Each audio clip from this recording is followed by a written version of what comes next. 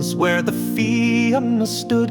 Oisin, the warrior, met Niamh of the wood. Her hair like gold, her eyes like the sea.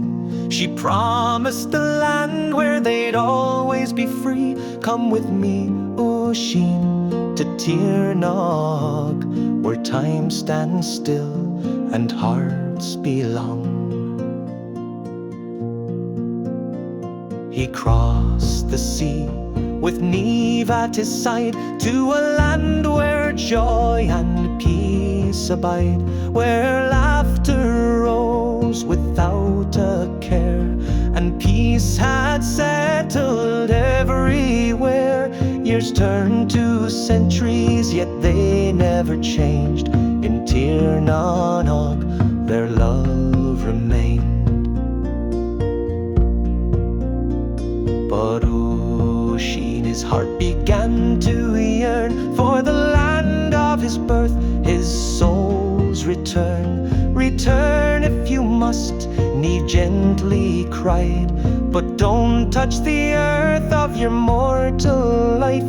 If your feet touch the ground you once knew, the centuries will claim you and I lose you too. Away back to Ireland, Oisin rode alone, but Ireland lay crushed, cold and unknown. The Fianna long gone, their strongholds o'ergrown. His people all vanished, he was all alone. He called out a greeting, but no voice replied. The kingdom of Fionn was now lost to time. In a moment of sorrow he fell to the ground, and the spell of Tirnog became unwound. Oisin grew old, his youth slipped away. He called out for Niamh as his body gave way, with no hands to hold him, no words to say. He crumbled to dust and faded away.